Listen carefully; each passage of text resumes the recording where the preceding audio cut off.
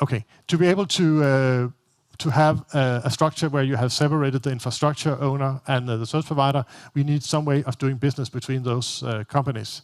So Eni had back in, I think, 2016 or 17, woo! They have set up this company called OpenNet, which is a broker platform that enables businesses between infrastructure owners and service providers. Basically, through a common API, the different infrastructure owners can expose their different addresses and different products they can sell on those addresses, and service providers can procure them. We can offer several service providers, several services on just one installation address. So, for instance, in a single home, you can actually have internet from, I don't know, New Day, TV from Nordlys, and maybe a kind of work from home service provided by a third supplier. OpenNet offers just 3 basic products, one aimed at the residential and SMB market, one aimed at the business and high-end, and finally, good old CA, TV, or DVB-C. This is just to kind of set the idea on what this enabling of wholesale services is in the network. All right, so we are now in early 2020. The merger is kind of in progress. We are still waiting for the approval, and we need to do a lot of stuff. And we actually need to do it in just 10 months. We kept telling management, wait, this is kind of a big project. We really should be getting going now, and they kept pushing it. And finally, in February 2020, we got the go. Okay, we've had the kickoff meeting. We need to be done before Christmas. This is just a couple of 100 locations. We need to install new equipment. How hard can that be? Well, it was a pretty big task. The access network at that point was built purely on Cisco 4500s, and those who have been working with that know that they are probably not the greatest kit in the business if you want to do advanced services like providing multiple levels of quality as services, multiple levels of VLANs, multiple levels of multicast, for instance, on a single port. That box isn't really up for that. Also, it's coming to its end of life, I think, in 2025. Overall, I think we had a pretty mature network at that time. There was not a lot of stuff going on the fiber side. We had a well-proven design, mostly based on layer 2. Actually, some kind of scary large layer 2 rings, but let's not dive too much into that. I think Alan has already talked a lot about how provisioning of day 0 and day 1 of devices was back then. Basically, you looked up in your IPAM system or even in your Excel spreadsheet and found whatever resources you needed. You copy and paste the stuff into this text file, and you spun up Apache or whatever terminal program, plugged in your nice blue console cable, and pasted everything into the router. And then you sent it off to some technician that brought it into the pub, and connected everything, and hoped it worked. And when it didn't work, you have to fight with this technician because he was missing a serial driver or didn't have a console cable or stuff like that. And well, often we didn't really get to upgrade the router before it was put into production. So it was maybe running a very old software with bugs or missing features. But when it was integrated, well, then we could load the software. Not really the best starting point for building a modern network. However, a few years earlier, we started another somewhat unrelated project to upgrade our DOCSIS network from 3.0 to 3.1. And for those that don't know about DOCSIS, a .1 upgrade, that seems like a checkbox kind of upgrade. It really isn't in any way. It means changing the entire underlay of how you do DOCSIS from using analog fibers from the central locations to the roadside covers into an IP underlay. Actually, very much the same transition that mobile networks went through when they switched from E1s and ATM to using IP-based transport in the RAN, which was something I think most people did at least 10, maybe 15 years ago. The very, very same architecture has actually been adopted by DOCSIS. To support that, we had developed a new network infrastructure because it is, since it was purely IP-based, it made sense to have things routed and not relying on layer 2. Then there was also some requirement to support multicast QS and stuff like that. So we have created a new 3-layer network infrastructure that we were going to build on.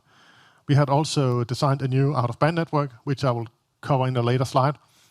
The out-of-band network is an immense, important part of how we do zero-touch of new routers. It's basically, without the out-of-band network, we cannot bring up new devices. And the turn-off process include how we bring up an out-of-band network without anything on site, and we will come back to that. I briefly mentioned the more than 200 locations. Actually, it was 270-something locations. Those are all locations where we have active equipment today, or we had back then, mainly layer 2 equipment. But still, we went out with basically a complete new network in all this building, so it was very much a greenfield scenario. So we kind of didn't feel the pain that Alan felt when he was implementing automation. From the start, it was very clear that things should be done the exact same way across all locations, and we shouldn't care about, well, this pub is maybe 30% smaller than this one. Maybe we can buy a slightly cheaper router here. No. Everything has to be the same. If not, we have no chance of making this. It should be fully automated. All configurations should be built in an automatic way. We should do as little manual processes also to onboard the network into different systems. Also, we decided to go with PON as the access technology, both because we were already doing that in INI and also to work around some of the issues we saw with the Ethernet switches when it comes to modeling this quite complex level of services. For the transport of the services, which are all, by the way, layer 2 services, we went with EVPN, both since this is kind of the way you do things today, and also because it offers a lot of really nice features with regards to redundancy. You can use it to build both E-line and ELAN services, basically using the same technology. Capacity-wise, we went with 100G all over the place, and we reduced the size of the fiber rings significantly. So we didn't just went from 10 to 100G, but we also made the rings smaller, meaning an overall larger capacity in each area.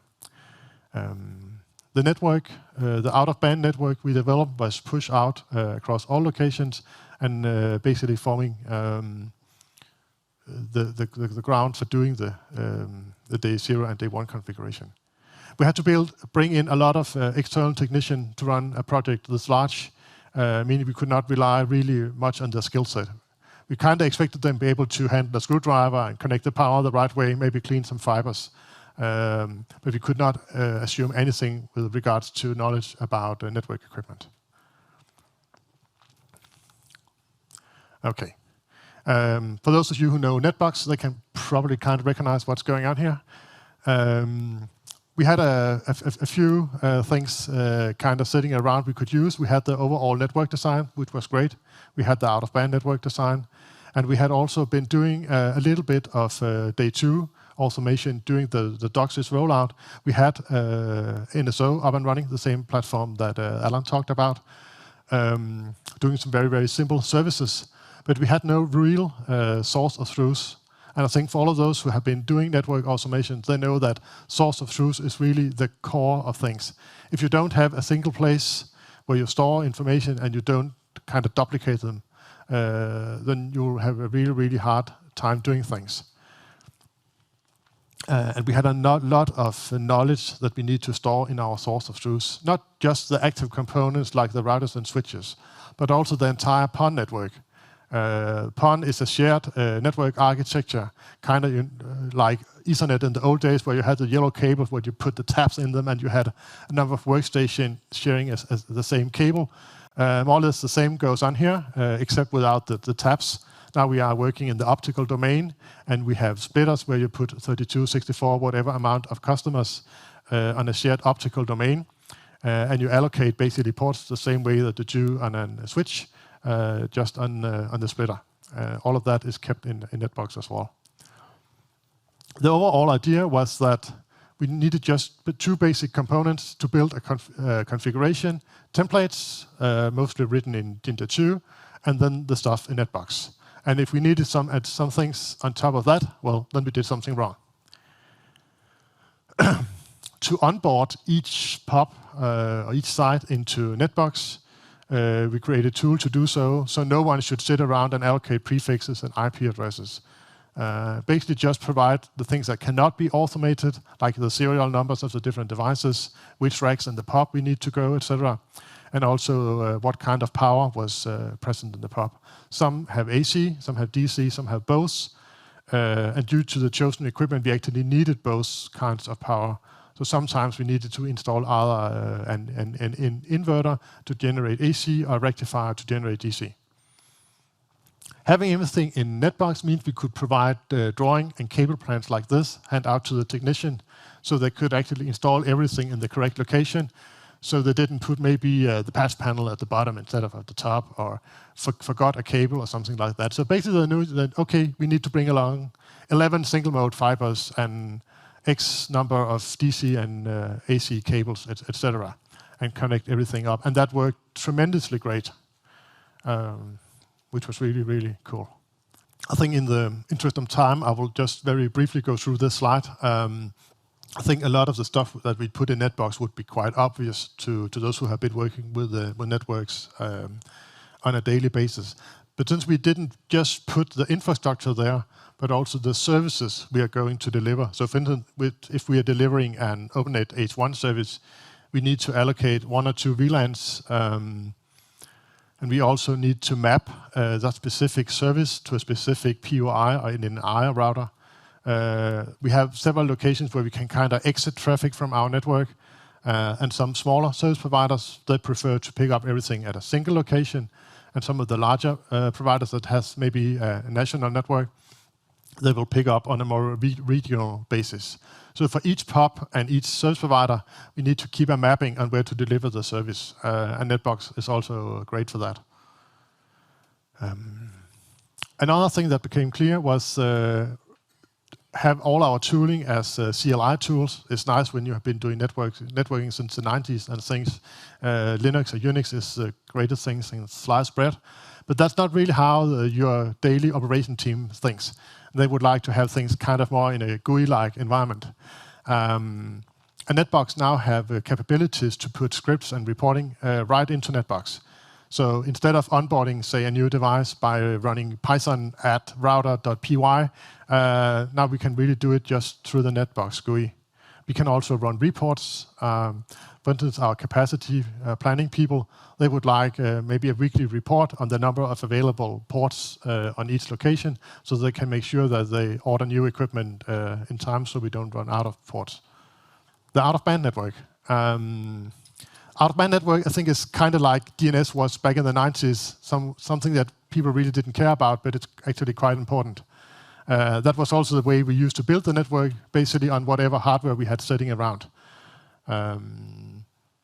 And we only had it in a number of larger locations. But we had already learned from the DOCSIS project that having out-of-band everywhere is a really, really nice tool. Both having access to console servers everywhere and also having a management port that doesn't rely on the underlying network. So we built actually a completely separate network covering more or less entire Denmark with hundreds and hundreds of routers and switches as a full MPLS network, running OSPF as an IGP, LDP, BGP on the top, and with several layer 3 VPNs provisioned so we could separate router management from access control, ventilation, etc.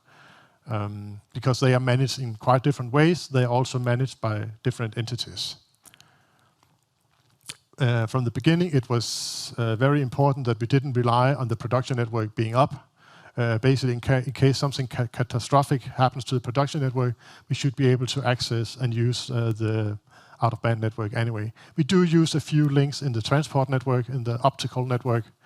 But again, no matter how catastrophic failure you will see in your IP network, it will not affect the transport network. We decided to put LTE or 4G in each and every router, which has quite a number of nice features. First of all, it means you can actually bring up your network even if you don't have fibers ready, because it will kind of boot up using 4G, and you can connect the fibers afterwards. It also means that you can extend your out-of-band network into locations where you do not have fiber. That could be if you go into a third-party data center for peering, for instance. It can be quite costly to get additional fiber in there. Some data centers provide services like this where you can kind of rent an out-of-band port. Some don't. We also, especially for the coax network, has quite a lot of presence outside of the Norlys fiber footprint, where we again have limited fiber. So we have a few sites running on purely 4G. The overall idea, again, is it should be extremely easy to bring up new equipment and replace old equipment that has failed. So this is just a look on what we actually put in the networks. At the top, we have the power. We have two PDUs, one running on no break, one running on utility power. Then we have the out-of-band here with the Cisco router and the switch and a panel to break out all of the console server ports. Here we have the PE routers. It's the Cisco NCS 5500. Since this is a purely AC side, we have a rectifier here to provide 48 volts for the DPON OLT sitting here in the bottom. So let's move on to the day 0 and the day 1 part and how we bring up things.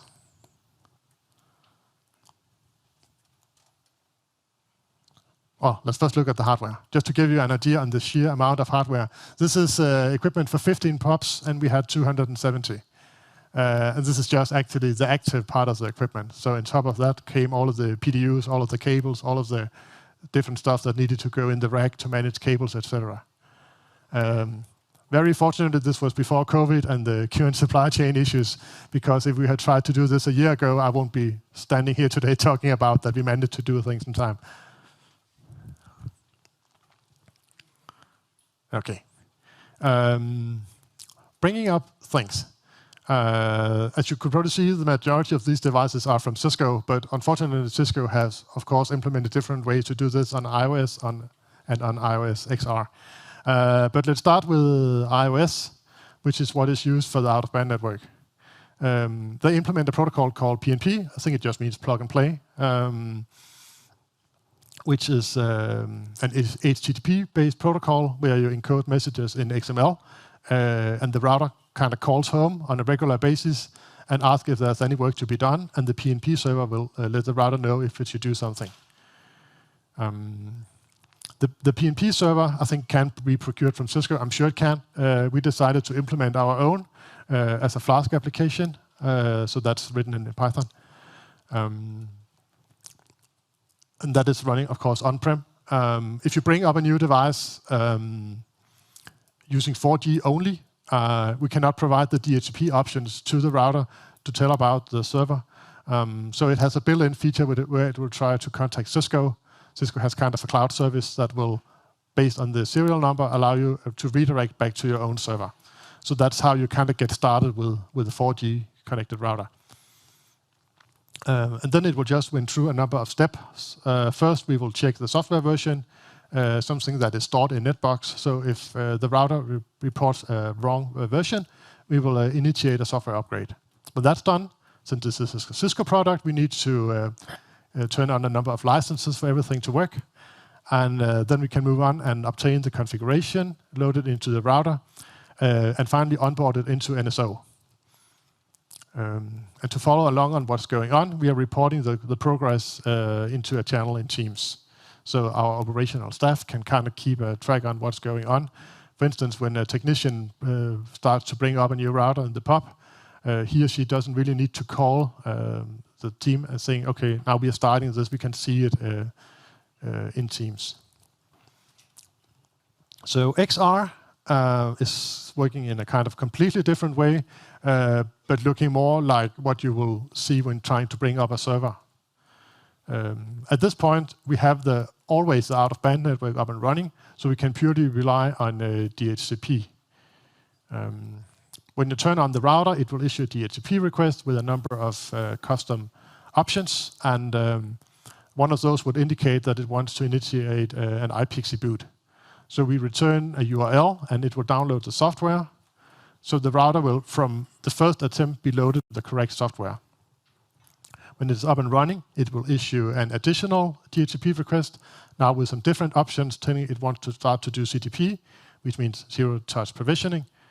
And it will get another URL pointing to a Python script. It will download into the router and start to do a number of tasks. For instance, generating SSH keys, local user accounts, downloading the configuration file that is going to apply it in a later step, and also a second stage CTP script. And why we need to download things now is because to install the software and have it activate, the router will reboot again. And that is kind of a way around keeping state on how far we are. The software is packaged up as something called a golden ISO, which is the way Cisco is now distributing software for XR, where you can package everything together, the base XR system, as well as the various packages. And you can also make sure you have the right smooth patches applied, so you don't have to add them afterwards. You can also package up optionally a configuration file if you want that. So basically your day zero configuration you can bake into the golden ISO. The configuration is built very much like what we saw with a PnP server, another Flask application working off the serial number of the router, a bunch of Jinja templates. But since we need to support quite a few different configurations, for instance, kind of small P router, large P router, LSR router, peering router, etc., we are relying on the roles, which is part of Netbox, to choose the correct templates and build the correct configuration, including the interface-specific configuration. So we make sure that interfaces facing the core are enabled with LDP, MPLS, multicast, whatever is needed. Yeah, and this is the slide that is basically half of Alan's presentation. You can even recognize NSO. So we have OpenNet sitting on top here, who places orders into our BSS system. And from there, we talk to a system developed in-house called NextGen. I think on Alan's page, it was called Orchestration something. It is kind of a provisioning broker with the idea that the BSS system should not be aware of what's down here. It should even be aware if a provisioning should go to this network or maybe another network over here, maybe using a different system than NSO, which is also why the single source of truth to Netbox is done on this level and not here, because then we could have something that is not NSO sitting out here and still relying on the same single source of truth. Again, as Alan mentioned, NSO is running based off Yang models that in a kind of technology-neutral way describe the service and can provision a service across multiple devices in a somewhat atomic fashion, meaning that if you have a service running across maybe a Nokia OLT, a Juniper router, and a Cisco NNI, a POI router, if the configuration fails at some part of the process, it will roll back everything. So it will not leave your network in an unknown state. It can even kind of emulate rollbacks on devices that does not support rollback, like Cisco iOS. So coming up to the last slide, we made it before Christmas, which is why I think we should have the small Christmas tree sitting on top. Actually, already in October of 2020, we onboarded kind of the first test service provider on part of the footprint. So meaning in about 7 or 8 months, we had the first part of the network up and running, ready for test. And what we have seen is not just that we made it in time, which is of course great, but also that we have seen a significant reduction in errors. And that is really seen from my side, the great takeaway of this project is not that we made this specific project in time, but basically everything gets more or less installed in the correct way now. Things are connected where we expect it to be connected. We don't have issues where people try to bring up a new link and forget to enable LDP or something annoying like that. We have not seen a single IP that was by mistake reused for something since we have started having Netbox as a source of truth. And again, as those of you have tried to be on call Saturday afternoon, sitting with a guy on the other side of the country that didn't have POTI, that didn't have the serial drivers, on a company laptop that was locked down, not allowing installation of drivers, and trying to guide someone through that, having access to the console server everywhere is just really, really great. When a box breaks down, we go into Netbox, change the serial number to the new box, the technician plugs it in, turn it on, it will be brought up with the right software, the right configuration. This has actually been so successful that we are now deploying this into other networks. I don't remember if I mentioned in the beginning, but at top I'm running our own network. We do run a few other fiber to the home networks in Denmark. And some of these networks has adopted the same platform that we have developed. We have also adopted Netbox as a source of truth for the brownfield network. We are not completely done, and I think some of the things Alan mentioned probably tells why we are not there yet, but we are very much working on this.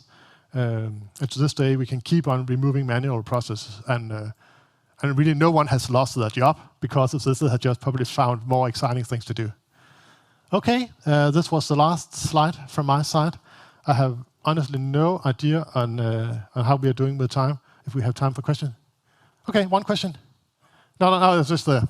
Okay, I think maybe that meant one. Okay, so we might even have time for 2 questions.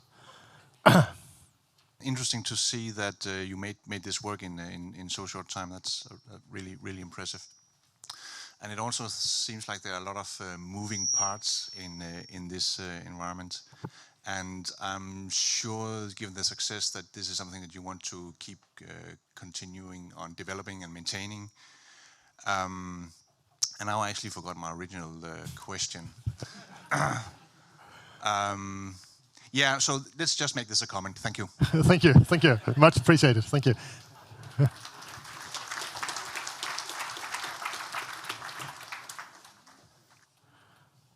Sorry for being a bit far away. Hi, Matthias Kronjäger from Cisco Systems. Yeah, thank you for the amazing talk. It was really interesting. I'm curious, given that you've told this story about starting from not having a lot of automation and ending up with everything being great and automated, from a personal perspective, I'd be quite interesting. Were there things that initially you really wanted to do or had on the drawing board and was in your plans for this system that once you actually had to do it and start building it, realized, you know what, that's too difficult, or we're going to have to do it some other ways? Basically, are there some learnings and takeaways if someone else wants to do something similar? Yeah, first of all, thank you for the question, and sorry for bashing your platform. Yeah, and your question can let me move on to bash another platform, and that is the Nokia OLT. Because actually, from the beginning, we had actually an idea that we could do at least some kind of automation on that platform as well. But it seems that Nokia really, really wants you to connect a console cable, or sit down and write your configuration and put it on a flash card and send someone out and put it into the device. So we would really, really, really love to have been able to do something with the Nokia platform. And I think we even briefly at some point considered some kind of CLI scripting using the console port. But I'm somewhat happy that we did not do that. Also because the Nokia devices, they have quite large configuration files. Hi there, Clay Haynes, Twitter. One of the questions that I had was, since you had the provisioning server available from like public LTE networks, how did you make sure it stayed safe and secure and that no one could actually grab your configs or do anything nasty? Yeah, that's quite a good question. Well, first of all, of course, you need to know the serial number. And the second is that, well, yeah, theoretically, you could get part of the configuration, but then we move on to additional steps in the configuration where we start to assign IPs and need to bring up IPsec connections, etc. And I think it would probably stop there. Another thing that we definitely did consider, but couldn't do, for instance, due to time constraints, was using what is known as an enterprise or private APN in the mobile network. Something we very much did consider, but we could not do that in time. Traditionally, it takes a long time to bring up such a service. I did personally used to work at a mobile provider, and I really love that product, but I also know from experience it takes a lot of time to bring up, because that would be by far the best way to do it.